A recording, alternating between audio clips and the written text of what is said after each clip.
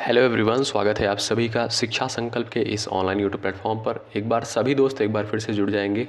आज के इस स्पेशल वीडियो में इतिहास के मोस्ट इम्पॉर्टेंट क्वेश्चंस को डिस्कस करने वाले हैं। साथियों, यहाँ पर हमने लूसेंट से ही क्वेश्चंस को कवर किया है, जो कि बहुत ही इंपॉर्टेंट है। यूपी बीएड प्रवेश परीक्षा में यहाँ से हर साल क्वेश्चन बनते हैं। तो आइए शुरुआत करते हैं। यहाँ पर हमने वन लाइनर क्वेश्चंस को ही कवर किए हैं। शुरुआत करते हैं। आप लोग हर एक प्रश्न को देखते हुए चलिएगा ध्यानपूर्वक। सारे क्वेश्चन बेहद इंपॉर्टेंट है इतिहास के। चलिए, क्वेश्चन नंबर पहला है, हड़प्पा सभ्यता के किस स्थल में विशाल स्नानागार प्राप्त हुआ? तो याद रखेंगे दोस्तों, मोहनजोदड़ो से विशाल स्नानागार प्राप्त हुआ। इंपॉर्टेंट प्रश्न बनता है एग्जाम में, तो आप लोग इसको याद रखिएगा। आगे बढ़ते हैं और क्वेश्चन नंबर दूसरा देखते हैं। क्वेश्चन नंबर दूसरा कहता है, हड़प्पा किस नदी के तट पर स्थित है? तो याद रखेंगे दोस्तों, रावी नदी के तट पर है हड़प्पा। ठीक है, हड़प्पा रावी नदी के तट पर स्थित है। क्वेश्चन नंबर दूसरा इंपॉर्टेंट है। एग्जाम में क्वेश्चन ऐसे पूछता है कि हड़प्पा किस नदी के किनारे बसा हुआ है? ठीक है, तो रावी नदी के तट पर। आगे बढ़ते हैं। क्वेश्चन नंबर तीसरा कहता है, स्यादवाद संशयवाद किस धर्म से संबंधित है? तो स्यादवाद और संशयवाद वो जैन धर्म से संबंधित है। तो तीसरा क्वेश्चन इंपॉर्टेंट है। जैन धर्म से भी, बौद्ध धर्म से भी एग्जाम में क्वेश्चन बनते हैं। ठीक है, स्यादवाद और संशयवाद किस धर्म से रिलेटेड है? जैन धर्म से रिलेटेड है। आगे बढ़ते हैं। क्वेश्चन नंबर 4 देखेंगे आप सभी दोस्तों, यदि आप यूपी बीएड एंट्रेंस एग्जाम 2024 की तैयारी कर रहे हैं तो शिक्षा संकल्प के इस ऑनलाइन यूट्यूब प्लेटफॉर्म से आप लोग ज़रूर जुड़ें। निश्चित रूप से आपको यहाँ से हेल्प मिलेगी। सिंधु सभ्यता के लोग किसकी पूजा करते थे? तो याद रखेंगे दोस्तों, मातृ देवी व पशुपति की पूजा करते थे। ठीक है, मातृ देवी व पशुपति की पूजा करते थे सिंधु सभ्यता के लोग। आगे बढ़ते हैं। क्वेश्चन नंबर 5 है, सिंधु सभ्यता के निवासी किस धातु से अपरिचित थे? तो दोस्तों, लोहे से अपरिचित थे। सिंधु सभ्यता के जो लोग थे, जो निवासी थे, वो धातु, किस धातु से अगर पूछा जाए अपरिचित थे, तो लोहे से अपरिचित थे। ठीक है, आगे बढ़ते हैं। क्वेश्चन नंबर 6 देखेंगे, सिंधु सभ्यता की लिपि किस प्रकार की थी? जो चित्रात्मक लिपि, याद रखेंगे, चित्रात्मक लिपि। सिंधु घाटी सभ्यता की जो लिपि थी वो चित्रात्मक लिपि थी। आगे बढ़ते हैं। सिंधु सभ्यता किस युग से संबंधित है? तो याद रखेंगे दोस्तों, सिंधु सभ्यता कांस्य युगीन सभ्यता है। एक इंपॉर्टेंट क्वेश्चन बनता है, स्टार लगा लीजिएगा, महत्वपूर्ण प्रश्न है। ठीक है, सिंधु सभ्यता किस युग से संबंधित थी? तो कांस्य युग से संबंधित थी। इसे कांस्य युगीन सभ्यता के नाम से भी जाना जाता है। आगे बढ़ते हैं। क्वेश्चन नंबर 8 है, सिकंदर ने हाइडेस्पीस के युद्ध में किसे पराजित किया था? तो पोरस को पराजित किया था। ठीक है, हाइडेस्पीस का युद्ध कब हुआ था? आप सभी लोग बताएंगे कमेंट बॉक्स में, हाइडेस्पीस का युद्ध कब हुआ था, जिसमें पराजित कौन हुआ था? पोरस पराजित हुआ था। ठीक है, आगे बढ़ते हैं। क्वेश्चन नंबर 9 है, सिकंदर ने कब भारत पर आक्रमण किया था? तो 326 ईसा पूर्व में सिकंदर ने भारत पर आक्रमण किया। स्टार लगाइएगा, महत्वपूर्ण प्रश्न बनता है एग्जाम में। ठीक है, सिकंदर ने भारत पर 326 ईसा पूर्व में आक्रमण किया था।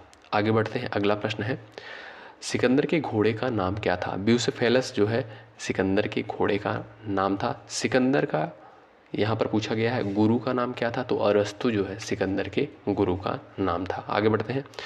क्वेश्चन नंबर नेक्स्ट कहता है, सिकंदर कहाँ का शासक था? तो मकदूनिया का शासक था। ये भी क्वेश्चन एग्जाम में पूछा गया है।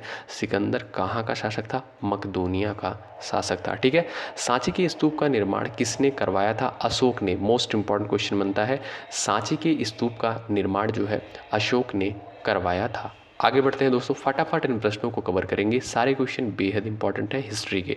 और दोस्तों, यहाँ पर हमने लूसेंट का निचोड़ करके इस टॉपिक को कवर किया है इतिहास के। चलिए, क्वेश्चन नंबर 14 है, सबसे पुराना वेद कौन सा है? ऋग्वेद है। मोस्ट इंपॉर्टेंट है, एग्जाम में पूछा जाता है कि सबसे प्राचीन वेद कौन सा है? तो ऋग्वेद सबसे प्राचीन वेद है। सत्यमेव जयते कहाँ से लिया गया है? कई बार एग्जाम में आया हुआ प्रश्न है। तो मुंडक उपनिषद से ये लिया गया है, सत्यमेव जयते। ठीक है, क्वेश्चन नंबर 15। आगे बढ़ते हैं। क्वेश्चन नंबर 16 क्या कहता है, शक संवत शक संवत की तिथि है? तो 78 ईसा पूर्व। ठीक है, 78 ईस्वी शक संवत की तिथि मानी जाती है। क्वेश्चन नंबर 16 है, जो कि इंपॉर्टेंट क्वेश्चन बनता है, एग्जाम में पूछ लिया जाता है। तो शक संवत की तिथि 78 ईस्वी को मानी जाती है। आगे बढ़ते हैं। वैदिक सभ्यता के निर्माता कौन थे? तो वैदिक सभ्यता के निर्माता आर्य थे। अच्छा, आर्य कहाँ से आए थे? ये भी प्रश्न बनता है एग्जाम में, तो आप लोग जवाब करिएगा कमेंट बॉक्स में। ठीक, आगे बढ़ते हैं। क्वेश्चन नंबर 18 कहता है वैदिक काल में लड़ा गया प्रथम युद्ध कौन था? 10 राज्य का युद्ध, जिसे 10 राजाओं का युद्ध भी कहा जाता है। ठीक है, वैदिक काल में लड़ा गया प्रथम युद्ध 10 राज्य का युद्ध था, जिसे 10 राजाओं का युद्ध भी कहा जाता है। इंपॉर्टेंट क्वेश्चन एग्जाम में बनता है। आगे बढ़ते हैं। वैदिक काल के जो है प्रमुख देवता कौन थे? इंद्र थे। ठीक है, वैदिक काल के जो प्रमुख देवता थे दोस्तों वो इंद्र थे। वेदों की संख्या कितनी है? 4 है। आप सभी को पता होगा कौन कौन से वेद हैं। 4 वेद आप लोग कमेंट बॉक्स में छापेंगे। ठीक है, सबसे प्राचीन वेद अभी हमने आपको बताया ऋग्वेद है, याद रखेंगे। ऋग्वेद सबसे प्राचीन वेद है और वेदों की संख्या 4 है। ठीक है, ऋग्वेद, यजुर्वेद, सामवेद, अथर्ववेद, 4 वेद हैं। ठीक है, आगे बढ़ते हैं। अगला प्रश्न देखेंगे। विष्णु के किस अवतार का जन्म अभी नहीं हुआ है? तो कल्कि का अवतार जो है अभी नहीं हुआ है, भगवान विष्णु का। ठीक है, आगे बढ़ते हैं। रेशम मार्ग का संस्थापक यहाँ पर कौन था? कनिष्क जो है रेशम मार्ग का संस्थापक था। Question number 23। योग दर्शन के संपादक कौन थे? पतंजलि को जो है योग दर्शन का संपादक माना जाता है। इंपॉर्टेंट क्वेश्चन बनता है, एग्जाम में पूछ लिया जाता है कि योग दर्शन के संपादक कौन है। 4 ऑप्शंस आपके सामने दिए जाते हैं, जिसमें पतंजलि भी एक ऑप्शन रहता है। ठीक है, तो ये आपका पतंजलि करेक्ट हो जाएगा। ठीक है, आगे बढ़ते हैं। मौर्य वंश के संस्थापक जो है कौन थे? चंद्रगुप्त मौर्य, याद रखेंगे। चंद्रगुप्त मौर्य जो है मौर्य वंश के संस्थापक थे। अगला प्रश्न कहता है मुद्रा राक्षस जो है किसके द्वारा लिखी गई है? मोस्ट इंपॉर्टेंट क्वेश्चन है। विशाख दत्त के द्वारा जो है मुद्रा राक्षस लिखी गई है। एग्जाम में प्रश्न बनता है दोस्तों, तो आप लोग इस प्रश्न को भी याद रखेंगे। दोस्तों यदि आप चैनल पर नए हैं और यूपी बीएड एंट्रेंस एग्जाम 2024 की तैयारी कर रहे हैं तो ज़रूर जुड़िएगा, निश्चित रूप से आपको हेल्प मिलेगी। और हर वीडियो को आप लोग अगर विजिट कर रहे हैं तो लाइक ज़रूर करिएगा। महावीर स्वामी की पत्नी व पुत्री का नाम क्या था? तो दोस्तों याद रखेंगे, पत्नी का नाम था यशोदा और पुत्री का नाम था अन्नौजा। ठीक है, प्रियदर्शनी नाम से भी जाना जाता था। ठीक है भाई, यशोदा पत्नी का नाम था और अन्नौजा जो है पुत्री का नाम था। क्वेश्चन नंबर 28 है। महावीर स्वामी कितने नंबर के तीर्थंकर थे? यानी 24वें तीर्थंकर थे। याद रखेंगे दोस्तों, अगर आपसे पूछा जाए 24वें तीर्थंकर कौन थे जैन धर्म के, तो वो कौन थे? महावीर स्वामी। ठीक है, चलिएगा, ये भी प्रश्न एग्जाम में पूछा गया है। महावीर स्वामी का वास्तविक नाम क्या था? तो महावीर स्वामी का जो वास्तविक नाम था दोस्तों वो था वर्धमान। ठीक है, आगे बढ़ते हैं। महावीर स्वामी के माता व पिता का नाम क्या था? तो माता का नाम था माता का नाम था त्रिशला और पिता का नाम था सिद्धार्थ। ठीक है, सिद्धार्थ जो है पिता का नाम था और माता का नाम था त्रिशला। ठीक है भाई, आगे बढ़ते हैं। महावीर स्वामी को ज्ञान की प्राप्ति कहाँ हुई थी? तो जारंभिक गांव के समीप जो है महावीर स्वामी को ज्ञान की प्राप्ति हुई थी। क्वेश्चन नंबर 32 है। महावीर स्वामी का जन्म जो है कहाँ पर हुआ था? तो कुंड ग्राम में। याद रखेंगे दोस्तों, महावीर स्वामी का जन्म कुंड ग्राम में हुआ था। दोस्तों जैन धर्म और बौद्ध धर्म से, दोनों धर्म से प्रश्न एग्जाम में बनते हैं, तो आप लोग इन सारे प्रश्नों को नोट कर लीजिएगा। इंपॉर्टेंट प्रश्न एग्जाम में पूछे जाते हैं। महाभाष्य के लेखक कौन है? पतंजलि जो है महाभाष्य के लेखक है। महत्वपूर्ण पुस्तक है, इंपॉर्टेंट है, एग्जाम में पूछी गई है। महात्मा बुद्ध ने अपना प्रथम उपदेश कहाँ दिया था? सारनाथ में, स्टार लगाइएगा। महात्मा बुद्ध ने अपना प्रथम उपदेश जो है सारनाथ में दिया था। ठीक है भाई, चलिएगा आगे बढ़ते हैं। अगला प्रश्न, महात्मा बुद्ध के प्रमुख शिष्य कौन थे? आनंद व उपाली जो है ये प्रमुख शिष्य थे गौतम बुद्ध के। ठीक है, गौतम बुद्ध के जो शिष्य थे प्रमुख वो आनंद और उपाली थे। क्वेश्चन नंबर 37 कहता है महात्मा बुद्ध के घर त्यागने की घटना को क्या कहते हैं? महाविनिष्क्रमण। कई बार एग्जाम में प्रश्न आया है, महात्मा बुद्ध के घर त्यागने की घटना को महाविनिष्क्रमण कहा जाता है। दोस्तों हमारा उद्देश्य होता है कि कम समय में आप सभी को ज़्यादा चीज़ें प्रोवाइड करना, तो फटाफट इन प्रश्नों को देखेंगे। ठीक है, छोटी सी वीडियो रहेगी। महात्मा बुद्ध की मृत्यु जो है कहाँ पर हुई? कुशीनगर में। ठीक है, कुशीनगर में जो इनकी मृत्यु हुई थी। ये भी प्रश्न इंपॉर्टेंट है। बौद्ध धर्म से संबंधित जितने भी प्रश्न आएंगे सारे क्वेश्चन बेहद इंपॉर्टेंट है, एग्जाम में पूछे गए हैं।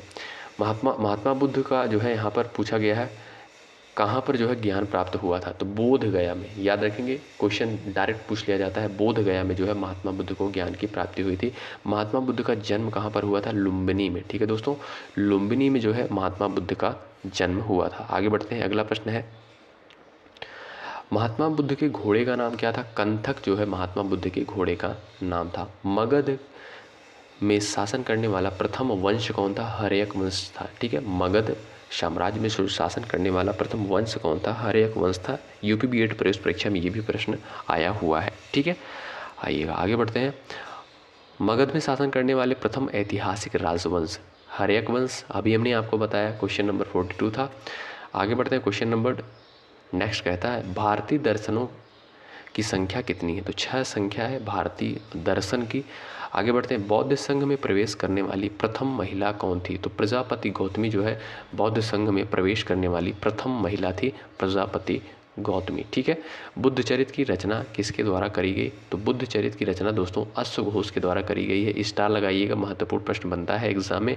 बुद्ध चरित्र की रचना जो है अश्वघोष के द्वारा करी गई है। बुद्ध ने अपना सर्वाधिक समय कहाँ पर व्यतीत किया, ये भी क्वेश्चन बनता है। तो श्रावस्ती में जो है बुद्ध ने अपना सर्वाधिक समय व्यतीत किया, श्रावस्ती में। ठीक है। आगे बढ़ते हैं, क्वेश्चन नंबर 49 क्या कहता है? बुद्ध धर्म की शाखाएं कौन कौन सी हैं, यहाँ पर पूछा गया है। तो हीनयान, महायान, वज्रयान, 3 शाखाएं हैं बौद्ध धर्म की, हीनयान, महायान, वज्रयान। ठीक है। क्वेश्चन नंबर नेक्स्ट है, क्या कहता है क्वेश्चन नंबर नेक्स्ट? बुद्ध के समकालीन शासक जो है कौन थे? बिंबिसार, उदयन, प्रसेनजीत व प्रद्योत। ठीक है। ये जो है बौद्ध धर्म के समकालीन के शासक थे, बिंबिसार, उदयन, प्रसेनजीत व प्रद्योत। ठीक है। बुद्ध के माता व पिता का नाम क्या था? महामाया और शुद्धोधन। याद रखेंगे, महामाया जो है गौतम बुद्ध की माँ का नाम था और पिता का नाम था शुद्धोधन। ठीक है। आगे बढ़ते हैं, अगला प्रश्न कहता है बुद्ध के उपदेश सुनकर 5 ब्राह्मणों द्वारा बौद्ध बनने की घटना जो है क्या कहलाती? धर्म चक्र प्रवर्तन। ठीक है। धर्म चक्र प्रवर्तन कहलाती है। इंपॉर्टेंट क्वेश्चन है, याद रखेंगे। आगे बढ़ते हैं, बुद्ध की मृत्यु जो है कहाँ पर हुई थी? ये भी यहाँ पर नहीं, क्वेश्चन ये पूछता है दोस्तों, बुद्ध की मृत्यु जो है इनको क्या कहा जाता है? यानी जो बुद्ध की मृत्यु हुई थी इसको क्या कहा जाता है? तो महापरिनिर्वाण कहा जाता है। ठीक है। इस घटना को महापरिनिर्वाण के रूप में जाना जाता है, महापरिनिर्वाण कहा जाता है। डायरेक्ट एग्जाम में क्वेश्चन देखने को मिलता है, 4 ऑप्शन दिए जाते हैं। चलिएगा, बुद्ध की पत्नी व पुत्र का नाम था, यहाँ पर पूछा गया है। तो यशोधरा जो है बुद्ध की पत्नी का नाम था और पुत्र का नाम जो था वो था राहुल। आगे बढ़ते हैं, बुद्ध किस कुल से संबंधित थे? तो शाक्य कुल से संबंधित थे बुद्ध। ठीक है। आगे बढ़ते हैं, प्राचीनतम स्मृति कौन सी है? तो मनुस्मृति जो है दोस्तों ये प्राचीनतम स्मृति है। आगे बढ़ते हैं, अगला प्रश्न देखेंगे। सभी दोस्त, सभी साथी हमारे दोस्तों सेशन को लाइक नहीं कर रहे भाई, लाइक ज़रूर करें आप लोग। प्रथम बौद्ध संगीत कहाँ व किसकी अध्यक्षता में व किसके काल में बनी? तो दोस्तों याद रखिएगा, प्रथम बौद्ध संगीत की स्थापना जो है राजगृह में हुई थी। महाकश्यप जो है अध्यक्ष थे। अजातशत्रु के जो है शासनकाल में जो है इसका आयोजन हुआ था। प्रथम बौद्ध संगीत का आयोजन कब हुआ था दोस्तों? अजातशत्रु के शासनकाल में, राजगृह में, और महाकश्यप जो थे अध्यक्ष थे। ठीक है। आगे बढ़ते हैं, अगला प्रश्न है, प्रथम जैन समिति की अध्यक्षता वह किसके काल में हुआ? तो स्थूल नंद की अध्यक्षता में चंद्रगुप्त मौर्य के शासनकाल में जैन समिति की अध्यक्षता की, और इस किसके शासनकाल में? चंद्रगुप्त मौर्य के। अगला प्रश्न कहता है, देखेंगे,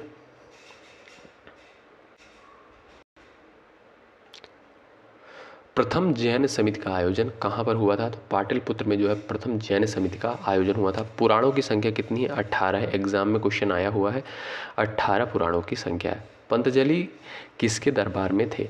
पुष्यमित्र शुंग। याद रखेंगे, पुष्यमित्र शुंग। पंचम वेद किसे कहा जाता है? पुराणों को जो है पंचम वेद की संज्ञा दी गई है। अगला प्रश्न है, नवीनतम स्मृति कौन सी है? तो देव स्मृति जो है नवीनतम स्मृति है। नवीनतम वेद कौन सा है? अथर्ववेद है। ठीक है। और अगर आपसे पूछा जाए प्राचीनतम वेद, तो प्राचीनतम वेद ऋग्वेद है।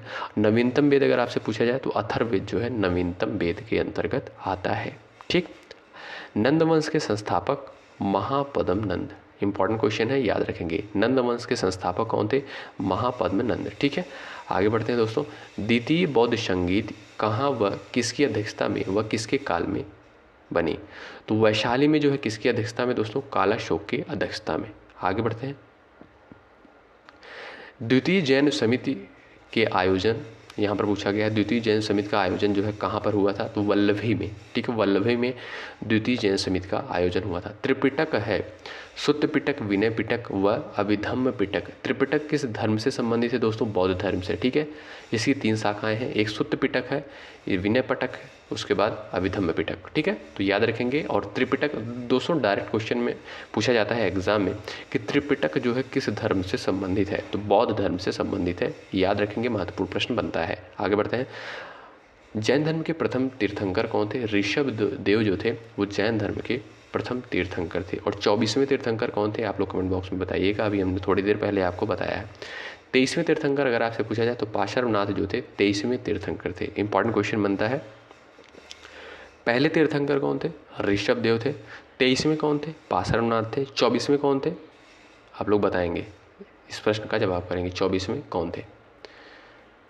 जैन धर्म के प्रमुख शाखाएं श्वेतांबर और दिगंबर। ठीक है, श्वेतांबर जो है ये श्वेत वस्त्र धारण करते थे और दिगंबर जो है निर्वस्त्र रहते थे। ठीक है, और उसके बाद अगला प्रश्न है, 4 आर्य सत्य व अष्टांगिक मार्ग किस धर्म से संबंधित है? तो बौद्ध धर्म से संबंधित है। अगला प्रश्न है, चरक, नागार्जुन, अश्वघोष व वसुमित्र किसके दरबार में थे? तो कनिष्क के दरबार में थे। ठीक है दोस्तों, आइएगा आगे बढ़ते हैं।